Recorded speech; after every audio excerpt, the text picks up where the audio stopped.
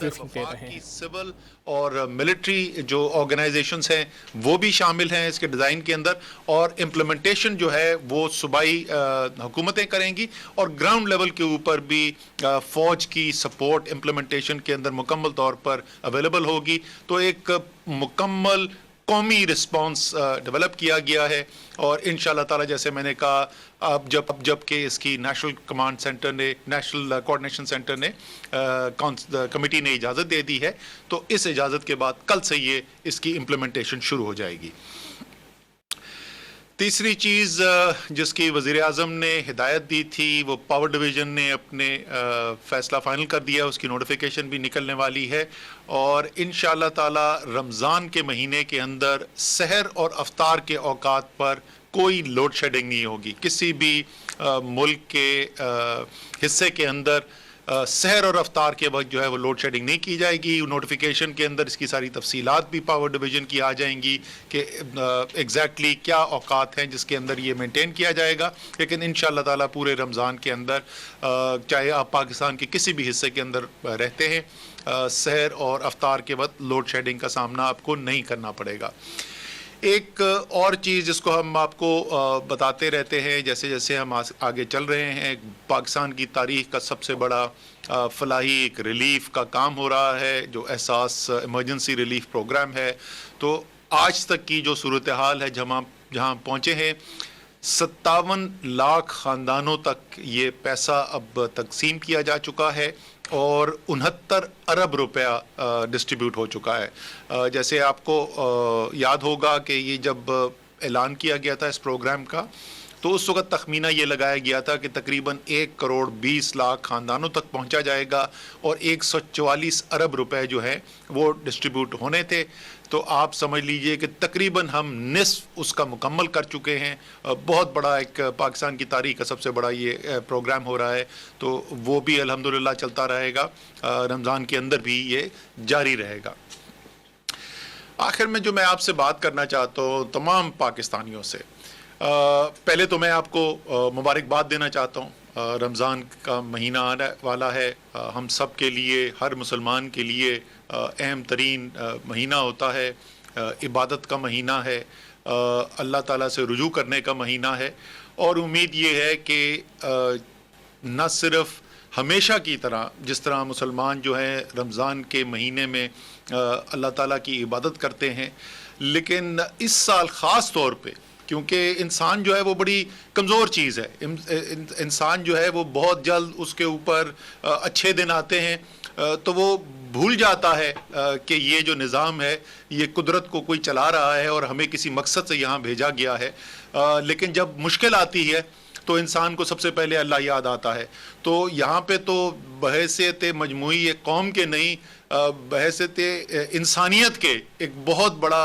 ایک جو پچھلے 2 ماہ 3 ماہ کے اندر جو دنیا کے اندر ہو رہا ہے، یہ تمام ہم سب کے لیے یاد دہانی ہے کہ ہم اس زمین پر کس لیے آئے ہیں۔ تو میری تو امید بھی ہے اور یقین بھی ہے کہ اس رمضان کے اندر جتنی عبادت ہوگی وہ ایک عام رمضان سے بھی زیادہ عبادت ہوگی، لیکن یہ عبادت کرتے ہوئے ہم نے خیال رکھنا ہے کہ اللہ تعالیٰ کے احکامات ہمارے لیے ہیں کیا۔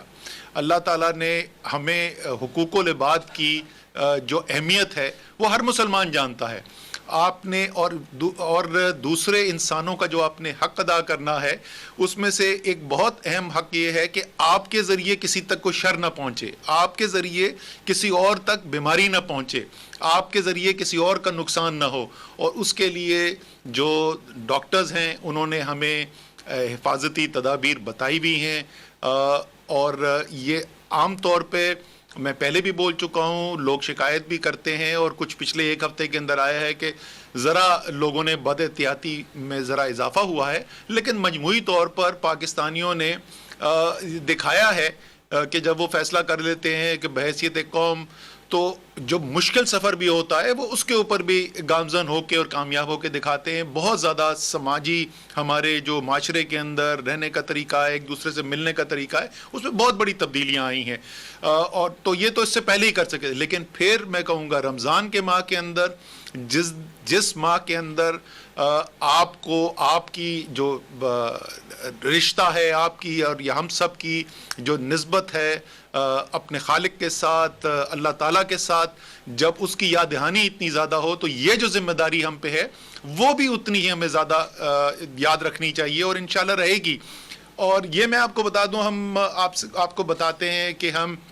بڑی سائنٹیفک بنیاد کے اوپر جو ماہرین ہیں اس سبجیکٹ کے, ایپیڈیمولوجسٹ ہیں, ڈیٹا سائنٹسٹ ہیں, ان کی مدد سے مستقل یہ کرتے رہے ہیں کہ آگے دیکھا جائے آج سے 2 ہفتے بعد, آج سے 4 ہفتے بعد, آج سے 2 مہینے کے بعد یہ بیماری کے پھیلاؤ کہاں تک جا سکتا ہے. اس کی وجہ سے اس کو پورا کرنے کے لیے ہمیں جو صحت کے نظام کے اندر صلاحیت میں کو بڑھانا ہے اس کی کیا ضرورت ہے, کتنے ہمیں N95 ماسک کی ضرورت ہے, وینٹیلیٹرز کا کتنا اضافہ کرنے کی ضرورت ہے, ہاسپٹل بیڈز کی کتنی ضرورت ہے, ICU کی ریکوائرمنٹ, آکسیجنیشن کی ریکوائرمنٹ, یہ ہم سب چیزیں دیکھتے رہتے ہیں. آج بھی ہم نے دوبارہ, اور یہ تقریباً ہر ہفتے کے اندر یہ ریویو دوبارہ ہوتا ہے, آج ہم نے بڑا خصوصی طور پہ بہت تفصیل سے ہم نے دوبارہ سے اس کا ریویو کیا. اور میں آپ کو یہ بتا رہا ہوں کہ جو یہ ماہ آنے والا ہے, اگلا رمضان کا مہینہ جو آنے والا ہے, یہ فیصلہ کن مہینہ ہے. اگر ہم اس ماہ کے اندر وہ حفاظتی تدابیر جن کی احکامات بار بار ہمارے ڈاکٹر صاحبان نے ہمیں بتائی ہیں, ہم دل سے خلوص نیت کے ساتھ ان پر عمل کرتے رہیں گے, تو انشاءاللہ تعالی عید کے بعد ایسی صورتحال پیدا ہوگی کہ ہم لوگوں کی جو روزگار میں ابھی بھی بندشیں ہیں ان کو بھی مزید بہتر کر سکیں, اور معاشرہ ایک اپنے اس سٹیج کی طرف واپس جائے جو ایک ہماری عام زندگی ہوتی ہے. فوری طور پر ایسا نہیں ہوگا, لیکن وہ عمل جو ہے وہ انشاءاللہ تعالی شروع ہو سکتا ہے عید کے بعد. لیکن خدا نخواستہ اگر ہم نے بد احتیاطی کی, اگر خدا نخواستہ ہم نے غیر ذمہ دارانہ طرز عمل اپنایا, تو سب سے زیادہ جو مجھے جس بات کا خیال بار بار آتا ہے کہ کہیں ایسا نہ ہو کہ جب ہم عید کے قریب پہنچ رہے ہوں تو ایسی صورتحال پیدا ہو کہ پھر ہمیں عید کے لیے اور بھی بندشیں لگانی پڑیں. یقیناً انشاءاللہ تعالیٰ ایسا نہیں ہوگا. اللہ تعالیٰ کا کرم ابھی تک ہمارے ساتھ رہا ہے, لیکن اللہ تعالیٰ یہ بھی کہتا ہے اپنے بندوں کو کہ جو اپنی حفاظت کے لیے اقدامات کرنے ہیں وہ تمہاری ذمہ داری ہے, اگر ہم اس پہ عمل کریں گے اس میں کوئی شک ہی نہیں. رب العالمین جو ہے وہ غفور الرحیم ہے, ابھی تک انہوں نے کرم کیا ہے, اللہ تعالیٰ نے کرم کیا ہے, انشاءاللہ تعالیٰ رمضان میں خاص کرم کریں گے, لیکن صرف اس وقت جب ہم اپنی ذمہ داری پوری کریں گے. تو اس کے ساتھ میں ایک دفعہ پھر آپ کو رمضان کی مبارکباد دیتا ہوں, اور امید کرتا ہوں کہ آپ کے گھر والے, آپ کے محلے والے وہ محفوظ رہیں گے, صحت یاب رہیں گے, اور اپنی دلی خواہش کے مطابق اپنی عبادات بھی پوری کر سکیں گے. بہت بہت شکریہ.